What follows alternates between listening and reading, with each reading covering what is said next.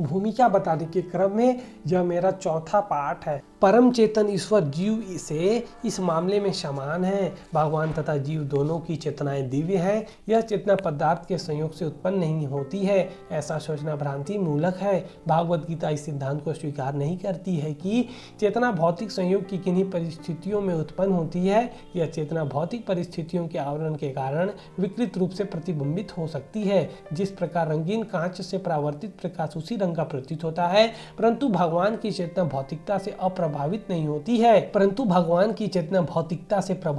होती है। भगवान कहते हैं कि मध्याच्छेर्ण प्रकृति, जब वे इस भौतिक जगत में अवतरित होते हैं तो उनकी चेतना पर भौतिक प्रभाव नहीं पड़ता। यदि वे इस तरह प्रभावित होते तो दिव्य विषयों के संबंध में उस तरह बोलने के अधिकारी न होते, जैसा कि भागवत गीता में बोलते हैं। भौतिक कलमश ग्रस्त चेतना से मुक्त हुए बिना कोई दिव्य जगत के विषय में कुछ नहीं कह सकता। अतः भगवान भौतिक दृष्टि से दूषित नहीं है। कलुषित मतलब दूषित नहीं है, परंतु हमारी चेतना अभी भौतिक कलमश से दूषित है। भागवत गीता शिक्षा देती है कि हमें इस कलुषित चेतना को शुद्ध करना है। शुद्ध चेतना होने पर हमारे सारे कर्म ईश्वर की इच्छा अनुसार होंगे और इससे हम सुखी हो सकेंगे। ऐसा नहीं है कि हमें अपने सारे कार्य बंद कर देने चाहिए, अपितु हमें अपने कर्मों को शुद्ध करना चाहिए और शुद्ध कर्म भक्ति कहलाते हैं। भक्ति में कर्म सामान्य कर्म प्रतीत होते हैं, किंतु वे कलुषित नहीं होते। एक अज्ञानी व्यक्ति भक्त को सामान्य व्यक्ति की भांति कर्म करते देख सकता है, किंतु ऐसा मूर्ख यह नहीं समझता है कि भक्त या भगवान के कर्म अशुद्ध चेतन या पदार्थ से कलुषित नहीं होते, वे त्रिगुणातीत होते हैं। जो भी हो, हमें यह जान लेना चाहिए कि अभी हमारी चेतना कलुषित है। जब हम भौतिक दृष्टि से कलुषित होते हैं तो हम बद्ध कहलाते हैं। मिथ्या चेतना का प्राकट्य इसलिए होता है कि हम अपने आप को प्रकृति का प्रतिफल मतलब उत्पाद मान बैठते हैं। यह मिथ्या अहंकार कहलाता है। जो व्यक्ति देहात्म बुद्धि में लीन रहता है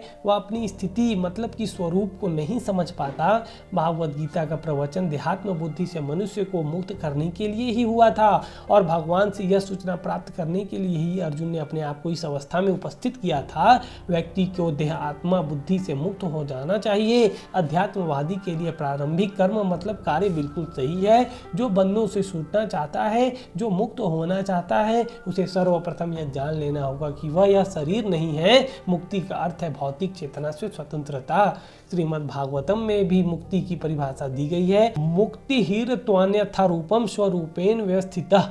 मुक्ति का अर्थ है इस भौतिक जगत की कलुषित चेतना से मुक्त होना और शुद्ध चेतन में स्थित होना। भागवत गीता के सारे उपदेशों का मंतव्य इसी शुद्ध चेतना को जागृत करना है। इसलिए हम गीता के अंत में कृष्ण को अर्जुन से यह प्रश्न करते पाते हैं कि वह विशुद्ध चेतना को प्राप्त हुआ या नहीं।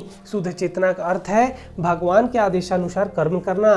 शुद्ध चेतना का यही सार है। भगवान का अंश होने के कारण हमें चेतना पहले से ही रहती है, लेकिन हमें निकृष्ट गुणों द्वारा प्रभावित होने की प्रवृत्ति पाई जाती है, किंतु भगवान परमेश्वर होने के कारण कभी प्रभावित नहीं होते। परमेश्वर तथा क्षुद्र जीवों में यही अंतर है। यह चेतना क्या है? यह चेतना है मैं हूँ। तो फिर मैं हूँ क्या है? कलुषित चेतना में मैं हूँ का अर्थ है कि मैं सर्वे सर्वा हूँ, मैं ही भोगता हूँ। यही संसार चलायमान है, क्योंकि प्रत्येक जीव यही सोचता है कि वह ही इस भौतिक जगत का स्वामी तथा सृष्टा है। भौतिक चेतना के दो मनोमय विभाग हैं। एक के अनुसार मैं ही सृष्टा हूँ और दूसरे के अनुसार मैं ही भोगता हूँ, लेकिन वास्तव में परमेश्वर सृष्टा तथा भोक्ता दोनों हैं और परमेश्वर का अंश होने के कारण जीव न तो सृष्टा है न ही भोक्ता, वह मात्र सहयोगी है। वह सृजित तथा भुक्त है। उदाहरणार्थ मशीन का कोई एक पुर्जा संपूर्ण मशीन के साथ सहयोग करता है, इसी प्रकार शरीर का कोई एक अंग पूरे शरीर के साथ सहयोग करता है।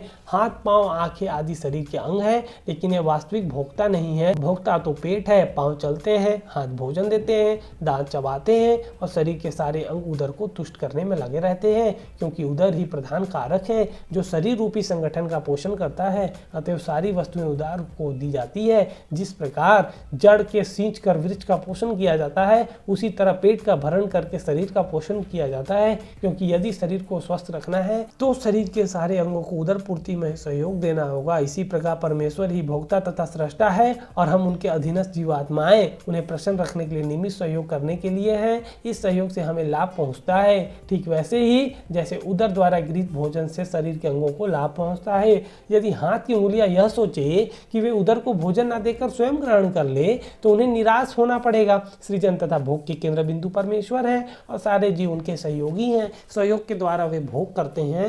यह संबंध स्वामी तथा दास जैसा है। यदि स्वामी पूर्णतया तुष्ट रहता है तो दास भी तुष्ट रहता है। इसी प्रकार परमेश्वर को तुष्ट रखना चाहिए। यद्यपि जीवों में भी सृष्टा बनने तथा भौतिक जगत का भोग करने की प्रवृत्ति होती है, क्योंकि इस दृश्य जगत के सृष्टा परमेश्वर में ये प्रवृत्तियां हैं। अतएव भागवत गीता में हम पाएंगे कि परम पूर्ण में परम नियंता नियंत्रित जीव, दृश्य जगत, शाश्वत काल तथा कर्म सन्निहित है और इन सब की व्याख्या इसके मूल पाठ में की गई है। यह सब मिलकर परम पूर्ण का निर्माण करते हैं और यही परम पूर्ण परम सत्य कहलाता है।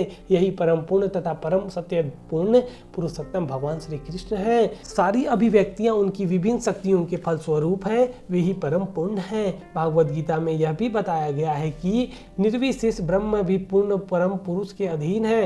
ब्रह्मांडो ही प्रतिष्ठा हम, ब्रह्मा सूत्र में ब्रह्म की विस्तृत व्याख्या सूर्य की किरणों के रूप में की गई है। निर्विशेष ब्रह्म भगवान का प्रभामय किरण समूह है। निर्विशेष ब्रह्म पूर्ण ब्रह्मा की अपूर्ण अनुभूति है और इसी तरह परमात्मा की धारणा भी है। 15वें अध्याय में यह देखेंगे कि भगवान पुरुषोत्तम इन दोनों निर्विशेष ब्रह्मा तथा परमात्मा की आंशिक अनुभूति से बढ़कर भगवान को सच्चिदानंद विग्रह कहा जाता है। ब्रह्म संहिता का शुभारंभ इस प्रकार से होता है। ईश्वर परमः कृष्ण सच्चिदानंद विग्रह अनादि रागी दीर्घोविंद सर्वे कारण कारण नाम गोविंदा या कृष्ण सभी कारणों के कारण है, वे ही आदि कारण है और सत्यचित तथा आनंद के रूप है। निर्विशेष ब्रह्म उनके सत्य मतलब शाश्वत स्वरूप की अनुभूति है। परमात्मा सत्यचित ज्ञान की अनुभूति है, परंतु श्री कृष्ण समस्त दिव्य स्वरूपों की अनुभूति है, सच्चित आनंद के पूर्ण विग्रह में है। अल्पज्ञानी लोग परम सत्य को निर्विशेष मानते हैं, लेकिन वे हैं दिव्य पुरुष और इसकी पुष्टि समस्त वैदिक ग्रंथ में हुई है। नित्यो नित्यानम चेतन श्रेष्ठा नाम, जिस प्रकार हम सभी जीव हैं और हम सबको अपनी अपनी व्यक्ति सत्ता है, उसी प्रकार परम सत्य भी अंततः एक व्यक्ति है और भगवान की अनुभूति उनके पूर्ण स्वरूप में समस्त दिव्य लक्षणों की ही अनुभूति है। यह पूर्णतः रूप विहीन मतलब निराकार नहीं है। यदि वह निराकार है या किसी अन्य वस्तु से घट कर रहा है तो वह सर्वथा पूर्ण नहीं हो सकता। जो सर्वथा पूर्ण है उसे हमारे लिए अनुभव गम्य तथा अनुभवातीत हर वस्तुओं से मुक्त होना चाहिए, अन्यथा वह पूर्ण रूप नहीं हो सकता। पूर्ण भगवान में अपार शक्तियां हैं। कृष्ण किस प्रकार अपनी विभिन्न शक्तियों द्वारा कार्यशील हैं, इसकी भी व्याख्या भागवत गीता में हुई है।